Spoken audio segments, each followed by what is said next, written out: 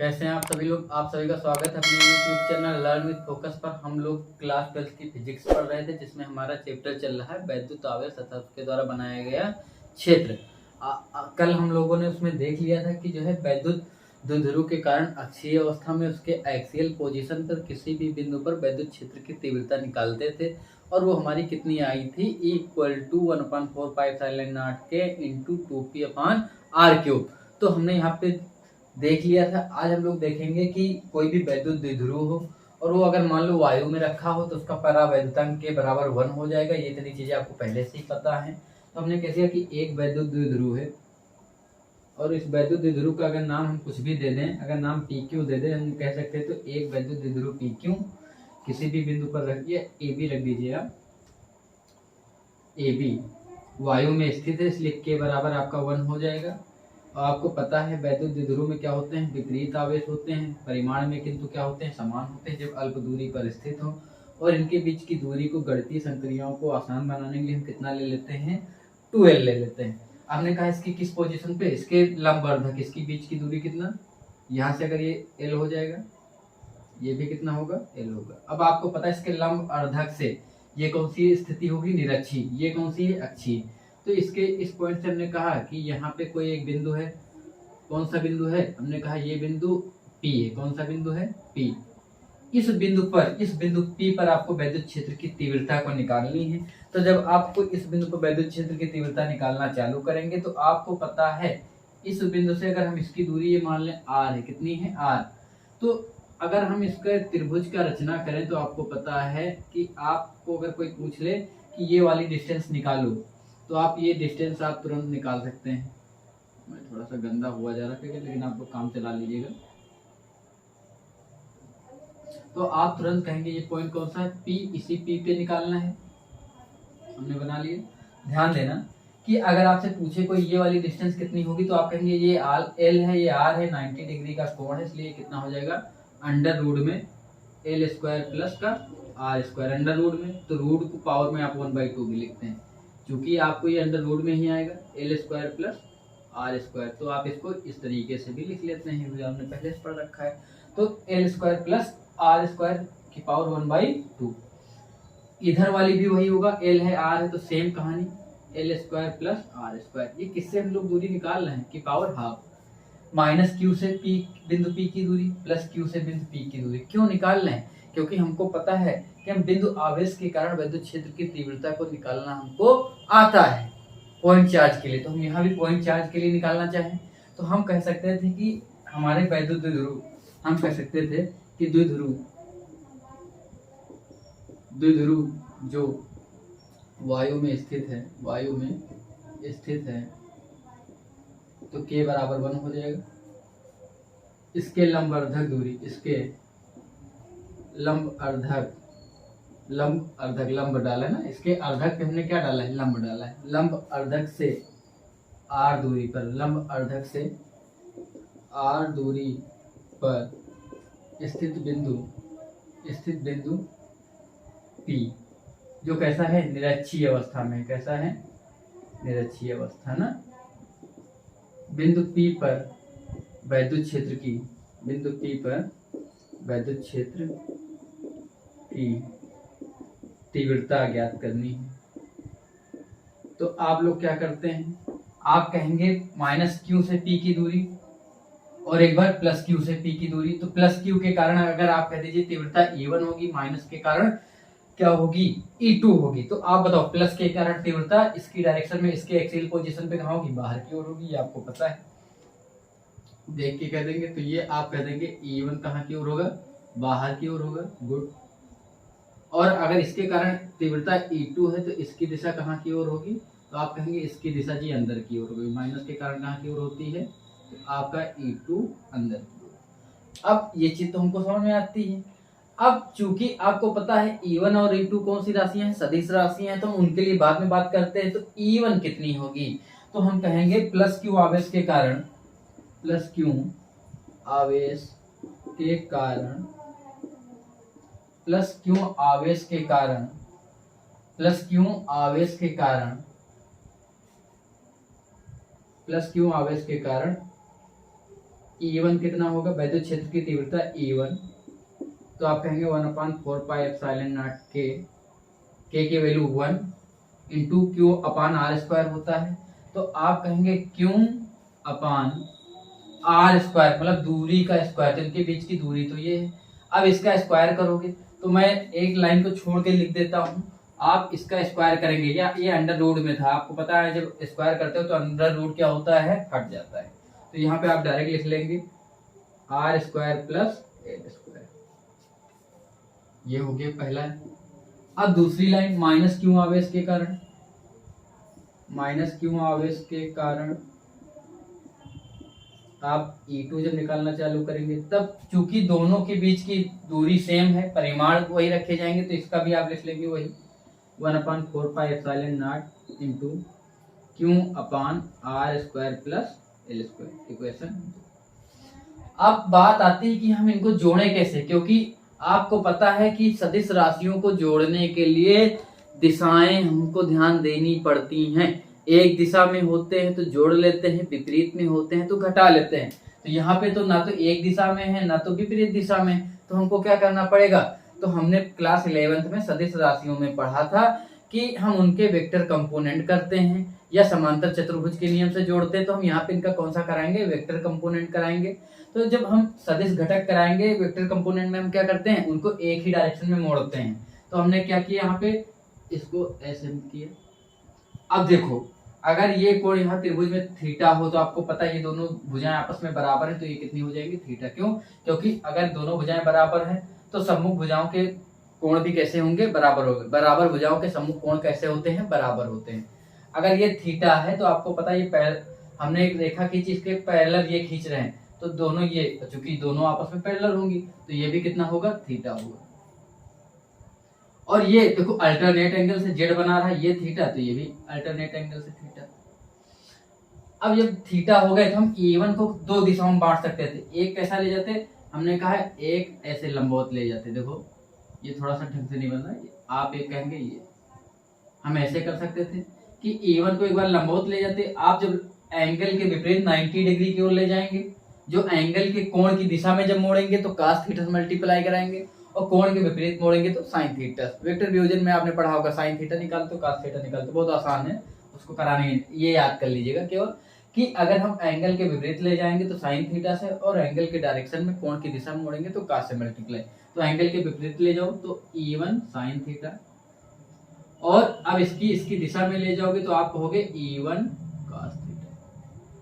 यही हाल E2 का करेंगे, कोण की दिशा में ले जाएंगे तो E2 cos थीटा, और एंगल के विपरीत 90 वाले ले जाओगे तो E2 sin थीटा। अब देखो हमने इनके वेक्टर कंपोनेंट कराए तो E1 cos थीटा है, E2 cos थीटा एक दिशा में मिल गए तो जुड़ जाएंगे, ये विपरीत में मिल जाएंगे तो ये घट जाएंगे। तो घटने के बाद कितना बचेगा, जोड़ने के बाद, चूंकि हमको पता है E1 और E2 आपस में कैसा आ रहा है, देखो बराबर आ रहा है क्योंकि दोनों के परिमाण समान है। चूंकि E1 बराबर E2, अतः जो विपरीत है A1 sin theta, A1 sin theta कमा A2 sin थीटा विपरीत दिशा में है, विपरीत दिशा में है, अतः एक दूसरे को क्या कर देंगे, निरस्त कर देंगे। घटाएंगे तो समान है, E1 की है E2 की है, क्या रखोगे, E1 रखोगे तो A1 sin थीटा से A1 sin थीटा घटाओगे तो कितना बचेगा, शून्य बचेगा। तो विपरीत दिशा में अतः निरस्त कर देंगे, क्या कर देंगे, निरस्त कर देंगे। अब अगर ये दोनों निरस्त हो गए तो बचा कौन, E1 cos theta, E2 cos theta, और ये दोनों समान है तो E1 बराबर E2 हम उसको केवल E रख दें, तो E1 बराबर E2 बराबर हम अगर उसको क्या मान लें, E मान लें, ठीक है। तो हम E1 बराबर E2 बराबर E रख देंगे, तो चूंकि ये दोनों एक ही डायरेक्शन में है तो जोड़ लेंगे तो कितना हो जाएगा, 2E cos थीटा। तो E बराबर E1 cos theta plus E2 cos theta, और A1 A2 जोड़ोगे तो आप कहोगे 2E cos थीटा, ठीक है। क्योंकि अगर हम उसको E मान लें तो हम कहेंगे A1 A2, या ऐसे ही रखना, हम लोग वैल्यू बाद में रख लेंगे, cos थीटा चाहे ठीक है। अब आप देखिएगा, मैं इसको ये ना लिखकर मैं वैल्यू ही लिख देता हूँ, दोनों को कॉमन आप cos थीटा ले लेंगे, E1 प्लस E2 लिखेंगे, cos थीटा बाहर निकाल लो, E1 की value 1/4πε0 into Q/r² plus L² plus cos theta है तो cos थीटा लिख दो, प्लस एक बार E2 की वैल्यू लिख दो, स्टेप जोड़ ही लिया जाए, क्या दिक्कत है, into Q/r² plus L² cos theta. ये कितनी बार लिखा हुआ, 2 बार लिखा हुआ, तो केवल 2 से मल्टीप्लाई करा दो। जैसे x 2 बार लिखा होता तो 2x, तो यहाँ पे सीधे ये आपका हो गया कितना कि 2 को केवल हम इसको क्या करेंगे, 2 बार लिखा हुआ तो 2 बार लिख देंगे। मैं एक लाइन मिटा देता हूं ऊपर वाली,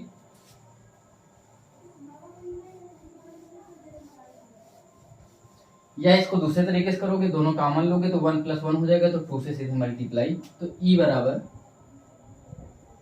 क्या लिखोगे, 1/4πε0 इंटू Q,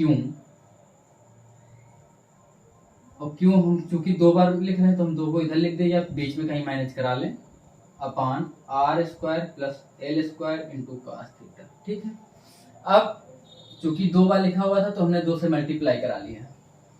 अब जिसकी जिसकी वैल्यू आएगी हम लोग रख देंगे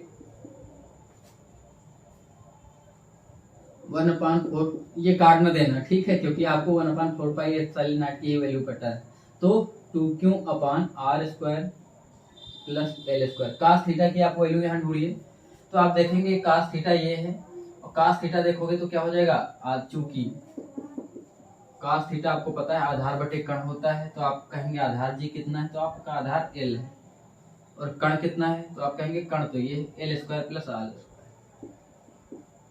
की पावर कितनी है, 1/2 की पावर कितनी है, 1/2। इसकी पावर कुछ नहीं तो हम 1 लिख सकते हैं। cos थीटा की हमने लिख लिया L² प्लस R² की पावर 1/2। अब यहाँ से हमको एक चीज समझ में आई कि पावर कितनी है, अच्छा एक मिनट, आधार बटे क्या होता है, ये cos थीटा हमने यहाँ से लिखा cos थीटा ना, तो ये हो गया आपका आधार बटे कण। ठीक है, L² प्लस R²। अब देखो एक तो आधार दोनों समान है, पावर आप जोड़ेंगे तो 1 प्लस आधा जोड़ोगे तो कितना हो जाएगा, 1 प्लस आधा 1.5 को आप लिखते हैं 3/2, तो यहाँ पे सीधे हम लोग लिख लेंगे 3/2, तो E = 1/4πε0 इंटू 2QL, और 2QL आप इसको ऐसे भी लिख सकते हैं, कैसे लिखेंगे, Q इंटू 2L, देखो Q इंटू 2L अपान R² प्लस L² की पावर कितनी, 3/2। और यहाँ से आप एक चीज करेंगे कि Q इंटू 2L आपको पता है क्या होता है, वैद्युत द्विध्रुव आघूर्ण होता है, इलेक्ट्रिक डायपोल मोमेंट होता है, जो आप लोग पहले पढ़ चुके हैं। तो आप कहेंगे कि आपका E कितना हो जाएगा, 1/4πε0 के इंटू T/, और एक चीज और लिख लो कि R² प्लस L², क्योंकि आपको पता है R बहुत बड़ा है L से, अतः R² बहुत बड़ा हो जाएगा L से, इसलिए आप डायरेक्ट लिख लो L बराबर 0। ठीक है, L की वैल्यू 0 रखोगे तो R² की पावर 3/2, आप यहाँ पे एक लाइन लिख लो, R² की पावर 3/2 करोगे, 2 से 2 कटेगा तो R³ हो जाएगा, कितना हो जाएगा, R³ हो जाएगा। तो ये लाइन आपको याद ही हो गई होगी, कोई दिक्कत नहीं। इसका सदिश निरूपण करोगे तो इस पे केवल वेक्टर लगा दो। अब अगर हम तुलना करें कि हम जब अक्षीय अवस्था में निकाल रहे थे तो यहाँ पे 2 था, निरक्षीय निकाल रहे हैं तो हमारा ये आया है। हम अगर इसको दिखाएं, मैं इसको थोड़ा सा शब्द दे दूं, ये कौन सा है, इक्वेटोरियल पोजीशन ही तो लिखते हैं निरक्षीय अवस्था को, और अक्षीय को किस में लिखते थे, अक्षीय वाले को भी लिख लें, अक्षीय को एक्सियल से अगर दिखाते हैं तब वो कितना था हमारा, 1/4πε0 के इंटू कितना था, वहां पे 2p था ना, 2p/r³। तो हम देखते केवल 2 है, 2 को अगर हम इधर ले आए ये, तो देखो बाकी तो सब चीज सेम लिखा हुआ है, अर्थात इस पूरी की जगह हम ये लिख सकते हैं। तो हम कह सकते थे E एक्सियल इक्वल टू 2, और ये पूरा तो तुम्हारा क्या है, इक्वेटोरियल, E इक्वेटोरियल, यहाँ से आपको क्या साबित होता है, तो आप कह रहे हैं कि इसका मतलब जो एक्सियल पोजीशन पर वैद्युत क्षेत्र की तीव्रता है वो उतनी ही दूरी पर बने निरक्षीय अवस्था में, अक्षीय अवस्था में वैद्युत क्षेत्र की तीव्रता उतनी ही निरक्षीय अवस्था में बने वैद्युत क्षेत्र की तीव्रता का कितना होता है, 2 गुना होता है। अर्थात अक्षीय अवस्था में वैद्युत क्षेत्र की तीव्रता ज्यादा होगी। यहाँ पे अगर कहीं उतनी दूरी पे 5 बन रही तो यहाँ पे उसकी आधा कितना बनेगी, 2.5 बनेगी। तो यही ये दर्शा रहा है, ठीक है, कि वो उसका जस्ट डबल होगा, या हम कह सकते हैं कि अक्षीय अवस्था में जस्ट डबल होगा किसके, निरक्षीय अवस्था में जितना भी बनता है। और अब आपसे कोई पूछे कि निरक्षीय अवस्था में वैद्युत क्षेत्र की डायरेक्शन कैसी होगी, तो आपको डायरेक्शन नजर आ रही है, ये देखो निरक्षीय अवस्था में वैद्युत क्षेत्र की दिशा ये। तो अब आपसे पूछे ये तो ठीक हमको इसमें नजर आ रहा है, लेकिन वैद्युत द्विध्रुव कैसे दिखाएंगे, तो आपको पता है वैद्युत द्विध्रुव की दिशा कैसी है, -q से +q की ओर होती है। तो हमको क्या नजर आया कि इसका इलेक्ट्रिक डायपोल मोमेंट वैद्युत द्विध्रुव आघूर्ण की जैसी दिशा है, वैद्युत द्विध्रुव की जस्ट कैसी है, ये इधर, तो ये उसके उल्टा अर्थात अपोजिट। तो हम कहेंगे वैद्युत क्षेत्र की दिशा वैद्युत द्विध्रुव के विपरीत होती है निरक्षीय अवस्था में। निरक्षीय अवस्था में वैद्युत क्षेत्र की दिशा वैद्युत द्विध्रुव की अपोजिट होती है, वैद्युत द्विध्रुव के अपोजिट होती है, विपरीत होती है। कैसी होती है, विपरीत। तो ये आपको हमेशा याद रहेगा, इसको हम पलट देंगे तो उधर पलट के चला जाएगा। तो ये कैसे भी रखते हैं उससे कोई मतलब नहीं, ये आपको एकदम क्लियर हो जाना चाहिए कि हाँ इसकी दिशा कैसी होगी, विपरीत। तो आपको दिशाओं का भी ज्ञान होना बहुत जरूरी है। अब ये आपका हो गया है। अब हम इसके बाद देखेंगे कि बिंदु आवेश के द्वारा विभव कैसे बनेगा, वैद्युत द्विध्रुव के द्वारा विभव किसी भी बिंदु पर कैसा बनेगा, तो इसके बारे में हम नेक्स्ट क्लास में चर्चा किया जाएगा। खर्चा नहीं करेंगे, तो कहने का मतलब खर्चा आपका कराया भी नहीं जाएगा। तो आज की क्लास मैं आशा करता हूँ आपको अच्छी लगी होगी, और आपको कोई भी समस्या होती है तो आप लोग कमेंट बॉक्स में जरूर प्रश्न करते रहिए।